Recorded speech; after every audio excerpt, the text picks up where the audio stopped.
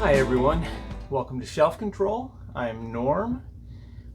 This video is just a quick one that I want to talk about. Heck, we haven't even cleaned up after our Lost Ruins of Arnak review. Everything is still sitting out here.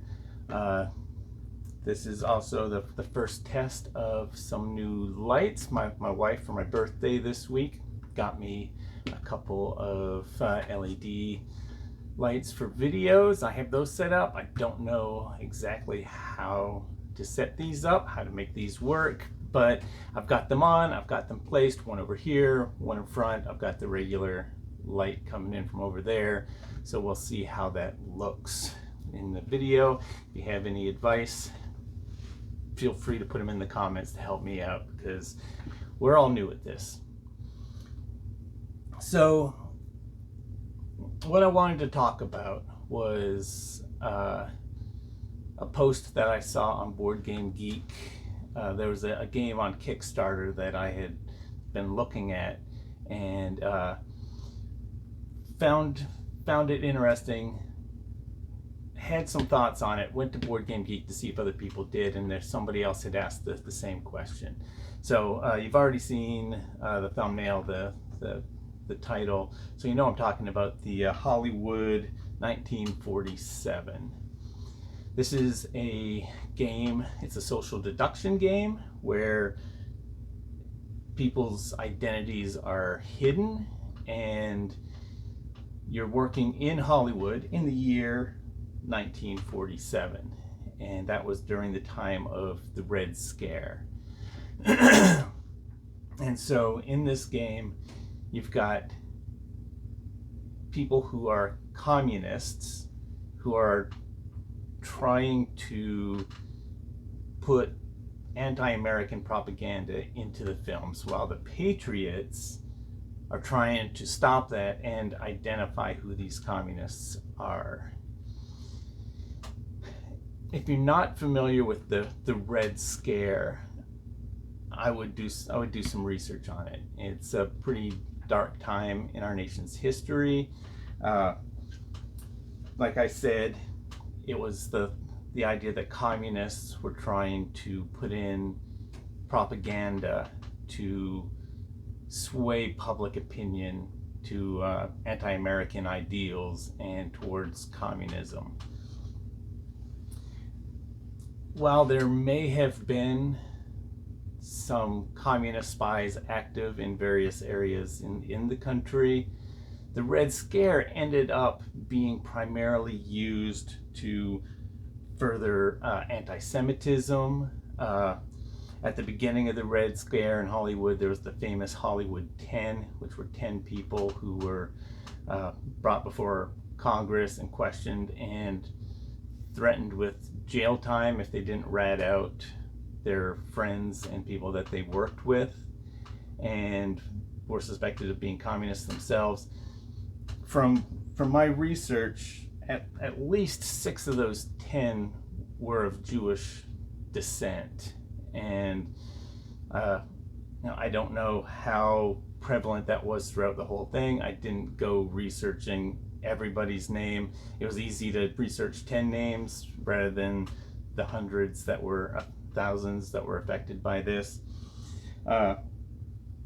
It was also used by companies in the fight against workers trying to unionize for better wages, better working conditions, better hours. Walt Disney himself wrote an editorial in a newspaper blaming the strike of his animators on communism and turning public opinion away from the workers and to the country to help fight against the better interests of the workers to the benefit of the corporation. And it was also used to vilify people who had progressive ideas. They would be, if you supported the labor unions, if you supported workers' rights, then they could label you as a communist and the argument's over in their eyes. So Hollywood 1947 takes place during this time of this Red Scare panic that people were going through. And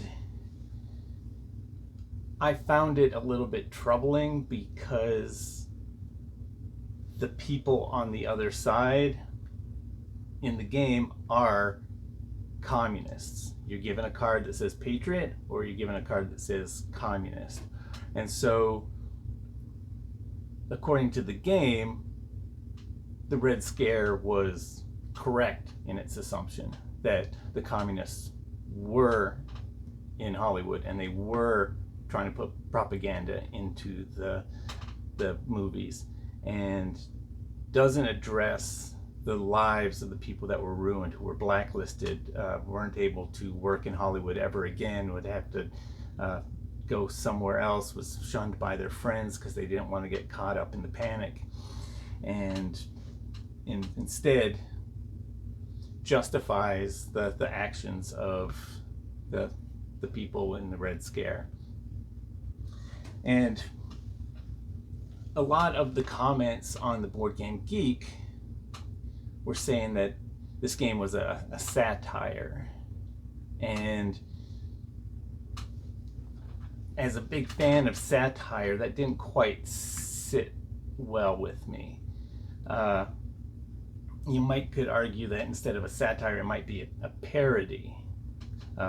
Satire, by definition, tends to use an idea or a previous work or something that you then use to show the problems with something else over here.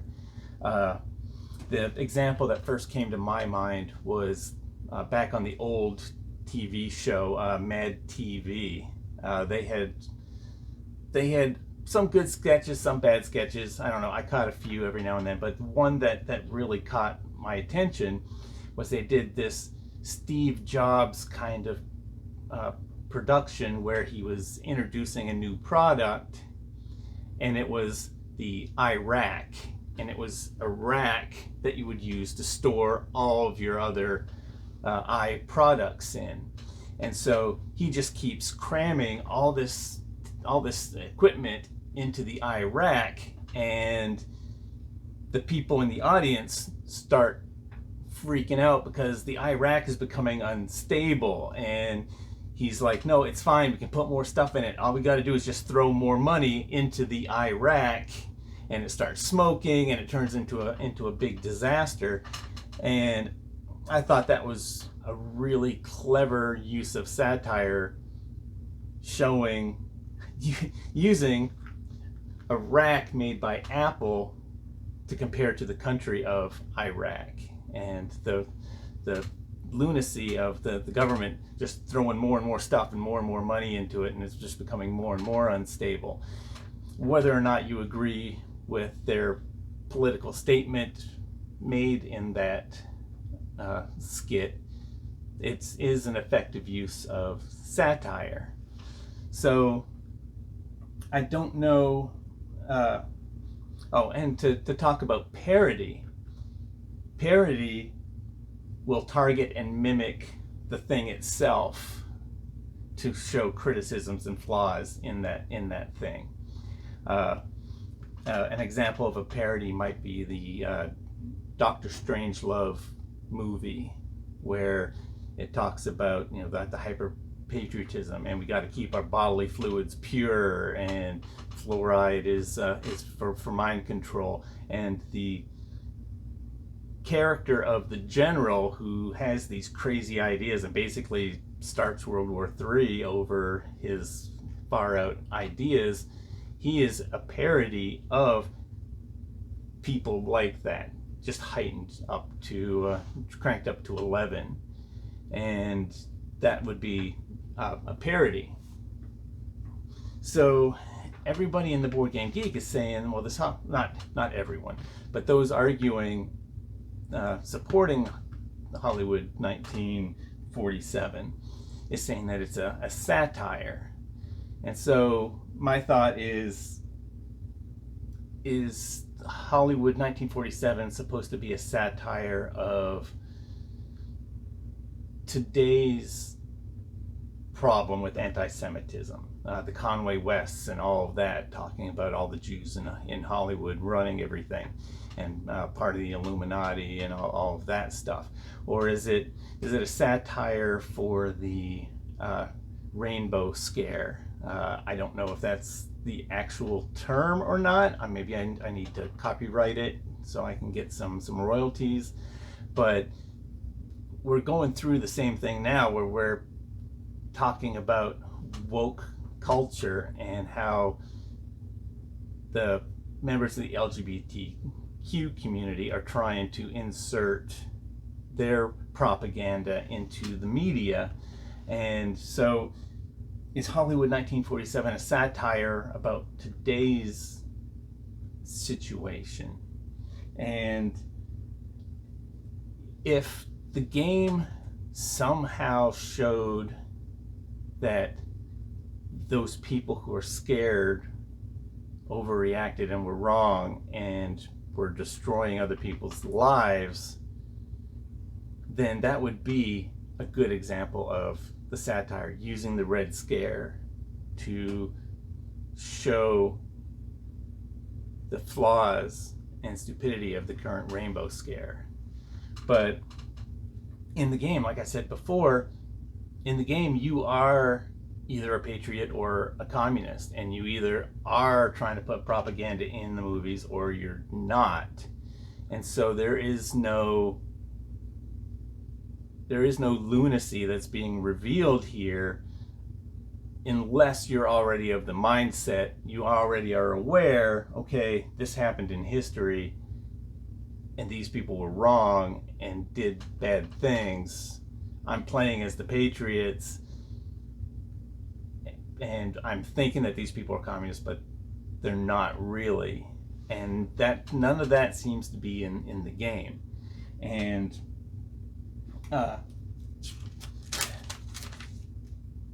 going with the idea of a satire,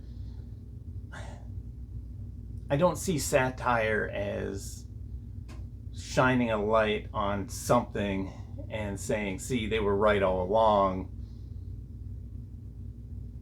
Gets a point across, that gets the point across that they're trying to claim with this satire.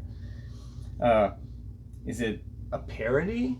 Because it does mimic the original Red Scare. It just changes it from being thousands of innocent people getting caught up in this net and having their lives ruined, and changes it to these people are literally communists, literally inserting propaganda into the movies. And so I don't think it stands up as a parody either. The way I see it, Hollywood 1947 could be more defined as like an alternate history. It's a history where the Red Scare happened, but they were right. And so in the game, you are fighting against the communists who are trying to put propaganda into the movies. And I am okay with that as part of the game, because that fits into the mechanics. This is the theme of what's going on.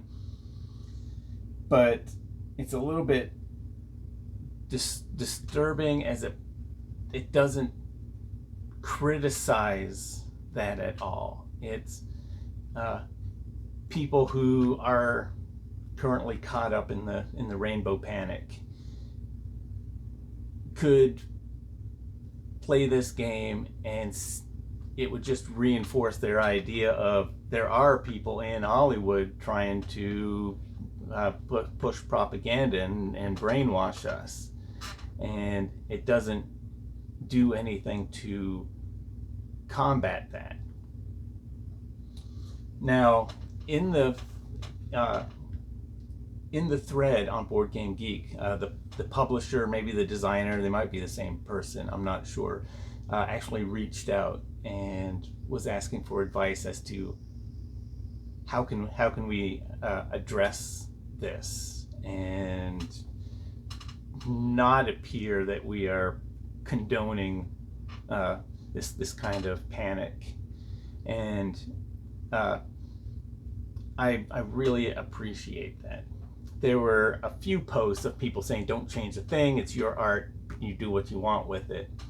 But I do appreciate that they're willing to accept that maybe what they were trying to portray in the game wasn't quite as clear as they thought it was, and they would like to have some advice. I think that the satire or parody of the game should have been somehow mixed in with the game, where maybe it's clear, made clear in the game that these communists are just trying to make good art. They're just trying to make a good story, make a movie that they want to tell, and that the patriots are just making a knee-jerk reaction and are making their movies worse, more bland, or something like that. Something to show that the side who is hunting down these people and trying to capture them and ruin their lives is actually wrong. But that would be really hard to do and would take a lot more creativity than I have, as you can tell by these videos. So it would take somebody a lot better at this than me to integrate it, and I believe that the publisher had said that the components of the game were already fixed and couldn't be changed, and I understand that. And so was asking for ideas as to like what we could do with the rule book, to put in something in the rule book to explain the problems with the Red Scare and the effects that it had on people. And I think that's a really good idea.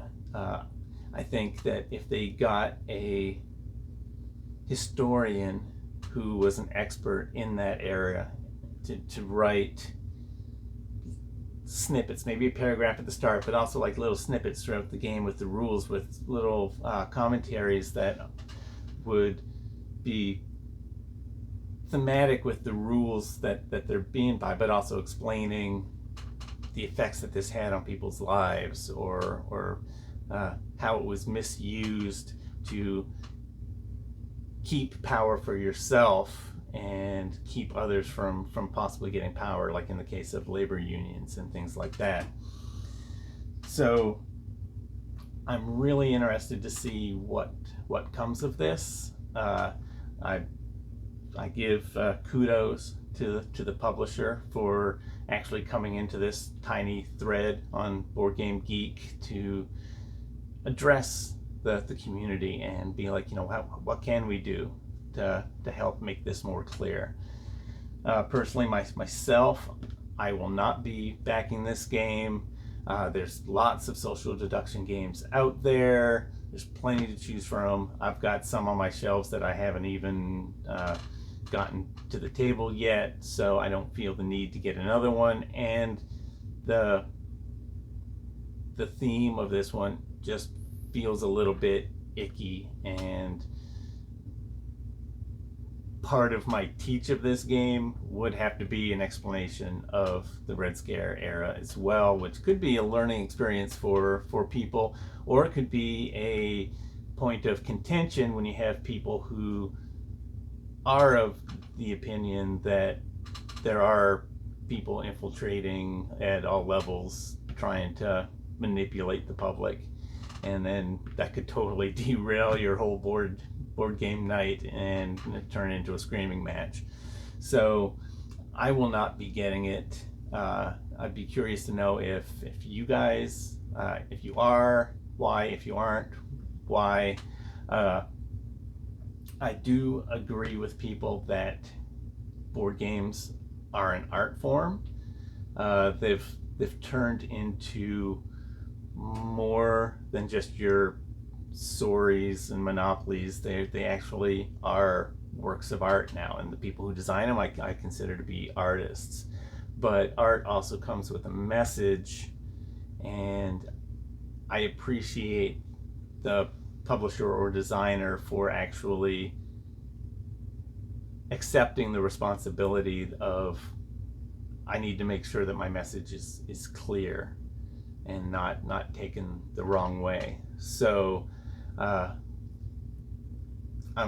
it may be one that I get later on. These games produced by this publisher are geared for retail. You'll find them in Barnes and Noble and things like that over time. So it may be something that I pick up later when I check up on some reviews and some playthroughs and get some information as to actually what they did in the rule book to address this. So anyways, that's me on my soapbox. I'm glad if you stuck all the way through, or I'm happy if you just immediately hit stop, went to the comments, yelled at me, hit dislike, and moved on. I'm okay with that too, because this is all just a discussion that we're having in the board game space. So if you like conversations like this, please hit like. Let me know in the comments that you enjoy commentary like this. Whether you agree with it or not, you might enjoy hearing these different opinions and ideas, and I'm up for the discussion and would love to hear your opinions on this. And I guess I'll end it here. So thank you so much. Again, like, subscribe. That would be phenomenal. Let us know that you're here and you're watching, and we will continue to keep putting out reviews, board game plays. We'll do some lists occasionally, and my soapbox is always open. You might see me up on it again later. All right, bye.